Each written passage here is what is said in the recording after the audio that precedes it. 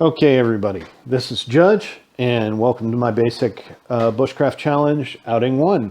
First thing we're going to do is take a look at 5 different trees here, a couple uses for each. And this first one is going to be a very weak looking Sitka spruce. I should have chosen a better tree, but I didn't. And anyway, so a couple of things that this tree is good for, other than being your usual stuff with your piney evergreeny trees. It's got the timber is a strong but lightweight wood. As a matter of fact, most of the Allied Forces airplanes in World War I and II were made largely from this tree. Also, the spruce pitch can be used for chewing, gluing, a protective varnish, caulking, medicinally, all sorts of good stuff. The next one we have here is Pacific dogwood. And so the bark on this thing can be used as a dye. It's good for an analgesic. The wood's really good for carving, can be used to make tools, tool handles, and such. So I understand. I have not tried any of that with this tree. So tree number 3 is going to be the Pacific red alder here.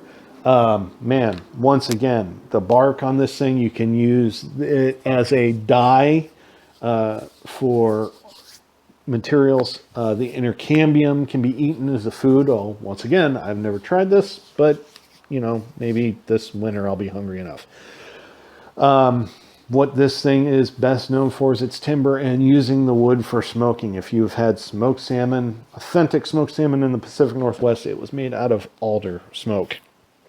Now we have the king of tree life here in the Pacific Northwest, the Western red cedar.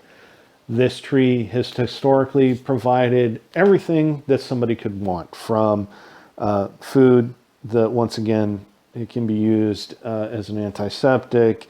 Canoes are made out of this. You can use the bark as both a tinder, which is what's commonly used for now, but it can make clothing and binding and rope, and this thing is just an amazing tree, and it's no wonder it's so highly regarded.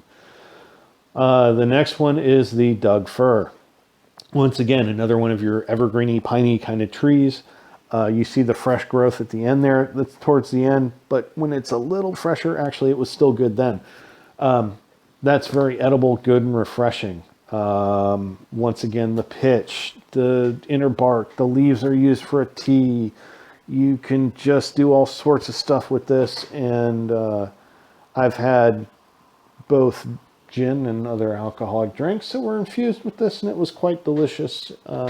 So give that a go.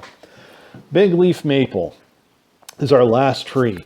The wood is awesome, regarded well for furniture, for making, once again, instruments. You can break the fibers down to make ropes and baskets. The leaves are huge. They are like baseball mitt size, so they're good for holding stuff like when you're cooking or making a placemat or whatever. I wouldn't cook in it, but still good for that. All right, our next thing here is we are going to improvise a fish hook. I found some junk out in the woods. Big surprise. We've got some twine, a soda can, some branches. I found one of the biggest blackberry thorns that I could find,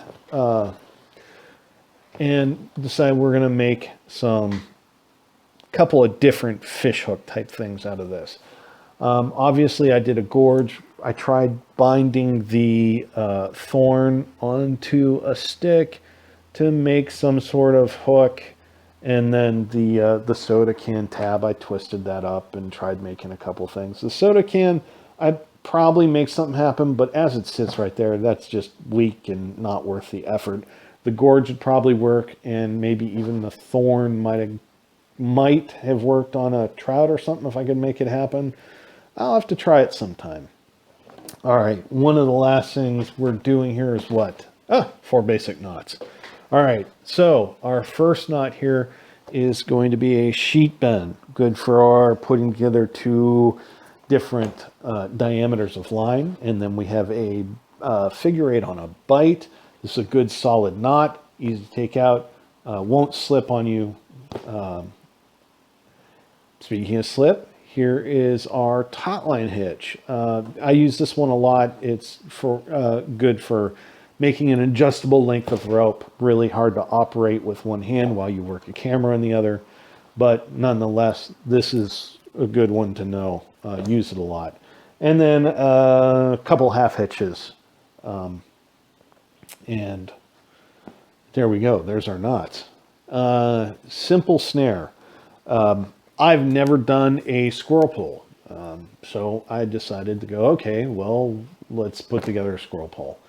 I don't have enough squirrels around here, sadly.